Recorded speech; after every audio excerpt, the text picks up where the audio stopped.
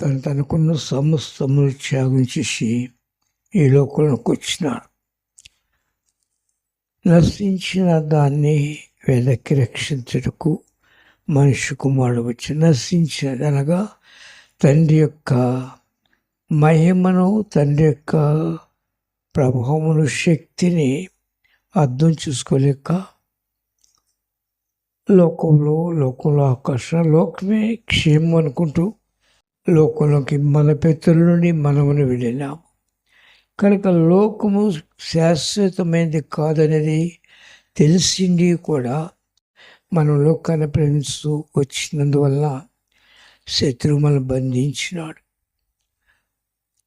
అనేకమైన శోధనలో, శ్రమల్లో, ఇరుకుల్లో ఉంచినాడు. అయితే దేవుడు మనం ప్రేమించినాడు. మనము ఆశీర్వాదానికి వారసులుగా ఉండాలని కోరుకున్నాం. కనుకనే మీరు చదువుకున్న ఉత్తర పశ్చిమ భాగములో అక్కడ దరిద్రులను పెంట కుప్ప మీదండి పైకి లేవనెత్తి ప్రధానులతోనూ తన ప్రజల ప్రధానులతోనూ కూర్చుండబెట్టారు. చూడండి, దరిద్రులంటే మనం ఇష్టపడము. మాకు అంత ఉంది, చాలా ఉంది, మేము ఎలా దరిద్రులు అంటాం. శరీరానుసారంగా మనకు ఎన్నున్నను ఇవన్నీ కూడా మన వెంట రావు, మనకు నిజమైన సంతోషాన్ని ఇవ్వు. దేవుడిలో ఉన్న గొప్ప ఆనందమును మనం రుచి చూడవాలంటే ముందు ఆయన మాటలందు విశ్వాసం ఉంచవలేదు. ఆయన ఆజ్ఞలను, ఆయన కట్టడలను కైకొనాలి. మన సరైన మార్గంలో నడుచుట కొరకు దేవుని వాక్యమును ధ్యానం చేయవలను. దేవుని వాక్యం ధ్యానం చేసినప్పుడు ఆ వాక్యము మనల్ని వెలుగులో నడిపిస్తూ ఉంటుంది, చీకటిలో నుండి వెలుగులోకి నడిపిస్తూ ఉంటుంది. ఎప్పుడైతే మనం దేవుని వాక్య ప్రకారం జీవిస్తూ ఉంటామో దేవుని జీవము మనలోకి వస్తుంది. లోకాన్ని ప్రేమించినందువల్ల దరిద్రులుగా మనం ఏమన్నా అక్కడ దరిద్రులను, దేవుని మాటలు మన మాటలు కాదు. మనము దరిద్రులమే. దేవుని ఎరుగనుక లోకంలోకి వెళ్ళిన ప్రతి మనుషులు లేక లోకంలో ఎంత సంపాదించుకున్నా ఎన్నో దరిద్రమే. కనుకనే ఆయన ఏమంటున్నా అంటే, నేను మిమ్మల్ని మీరు అప్పగించుకుని నా నుండి వెళ్ళినారు, కానీ నేను మిమ్మల్ని ప్రేమిస్తూ ఉన్నాను. నేను మిమ్మల్ని ఎప్పుడు విడిచిపెట్టను. నేను నిజమైన ద్రాక్షవల్లిని. ఈ లోకంలో నేను మిమ్మల్ని క్షేమంగా ఉంచుతాను. ఈ లోకాన్ని విడిచిన తర్వాత నా యొద్ద మీరు ఉండులాగున మీకు ఒక్కొక్క పట్టణం సిద్ధపరుస్తున్నాను. నేనున్న స్థలంలో మీరు ఉండాలి. అది నా ఆశీర్వాదం కోసం. అంటే ఆశీర్వాదం నేనున్న స్థలంలో మీరు ఉండాలి. నేనున్న స్థలంలో మీరు ఉండవాలంటే వ్యర్థమైన దాన్ని ప్రేమించి నశించిపోయినారు.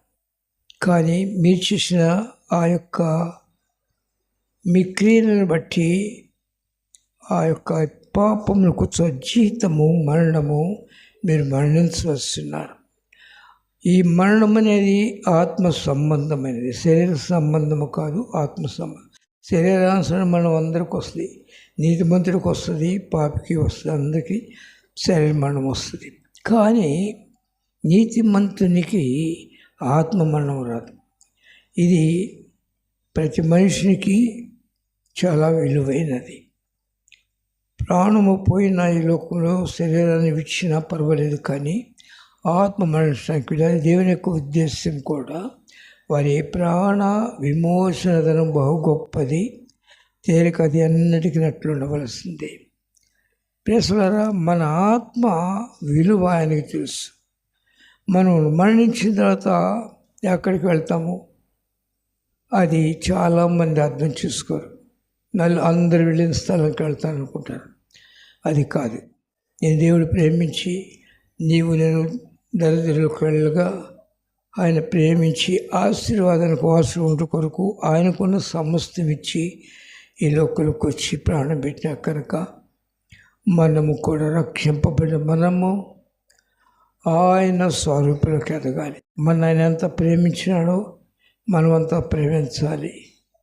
మనల్ని దేవుడు ప్రేమించాడు. మనం పాటు చేసుకున్నాం, తండ్రి నుండి దూరం వెళ్ళాం. చాలా ఉపమానాలు ఉన్నాయి బైబిల్లో.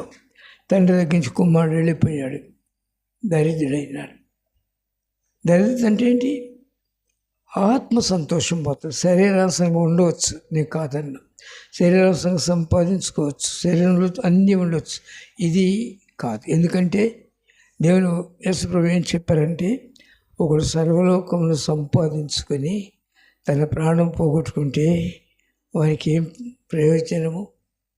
చాలామంది అనుకుంటుంటారు, నేను సమస్తము కలిగిన వాడను.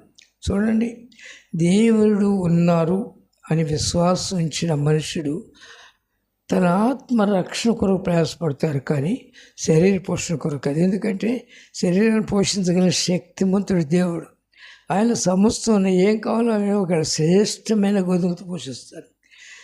ఎర్ర సముద్రంలో పాయలు చేసిన మహాగణుడైన దేవుడు ఆయన. దేవదూతలు పూజించి మన్నానిచ్చిన వాడు ఆయన. ఆయనకు అసాధ్యమైనది ఏది లేదు.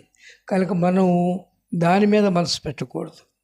లోకములోని దాని కొరకు కాదు. మనం ఎందుకు ప్రేమించినాడు? వెళ్ళండి, కష్టపడండి, సంపాదించుకోండి అని దేవుడు చెప్పలేదు. ఆయన నుండి వచ్చిన మాట ఏంటో తెలుస్తున్నా?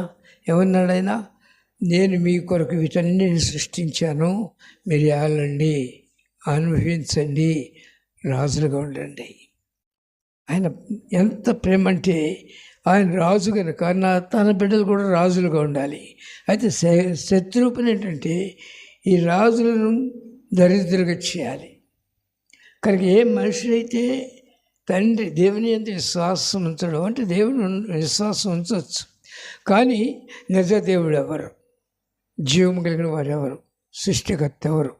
అది ప్రతి మనుషుడు ఆయన దగ్గర కూర్చుని అడగాలి. నేను నన్ను సృష్టించిన సృష్టికర్తమైన ప్రభువాన్ని నేను ఏమి చేయాలి? నాతో మీరు మాట్లాడండి. ప్రేసోలరా, ఆ మెట్రోకి వెళ్ళే ముందు హృదయ శుద్ధి గలవారు ధన్యులు, వారి దేవుని శిష్యులు. నీవు మన హృదయాన్ని శుద్ధి చేసుకోవాలి. అది తొలగిపోయిన తప్పిపోయిన కుమారుని అనిపించుకుంటూ యోగ్యుడను కాను. నన్ను నేను మీకు దూరపరుచుకున్నాను, నన్ను క్షమించు. ఏడ్చాడు. అప్పుడు అతను కుమారుడుగా అంగీకరింపబడినాడు. దరిద్రమైన మనము నిజముగా నేను దేవునితో సంతోషించలేకపోయిన గ్రహింపు కలిగి ఉండాలంటే దేవుని మాట ప్రకారం జీవించాలి. ఆయన చెప్పినారు యోహాను సువార్త 15వ అధ్యాయంలో, నేను నిజమైన ద్రాక్షవళిని, నా తండ్రి వ్యవసాయకుడు. నాలో ఫలించు ప్రత్యేక మరి ఎక్కువగా ఫలింపాలి. ఆయన ఆస్తులవి. దేవునిలో ఉన్న ప్రతి మనుష్యుడు దేవుని మాట విని దేవుని మాట ముందు విశ్వాసించిన వాడు బహుగా ఫలిస్తాడు. అతనికి ఏ కొరతలు ఉండవు. అతని హృదయంలో నిజమైన సంతోషం ఉంటుంది. లోకంలో అదే అనుభవంలో దావీదు మహారాజు చెప్పినారు, వెండి బంగారములు కంటే మీరిచ్చిన ధర్మశాస్త్రం నాకు మేలైనది. 119వ కీర్తనలో ఒకసారి చూడండి. 119వ కీర్తనలో, ఎన్నో శాశ్వతమైన శోభాతి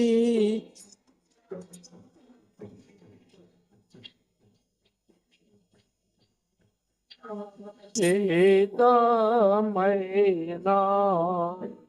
శోభాతి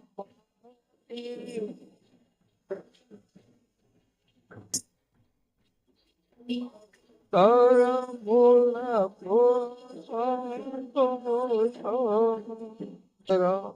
72వ వాక్యం చదువు.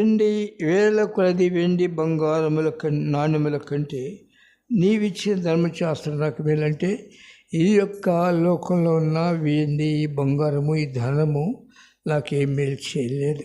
అది ధనం.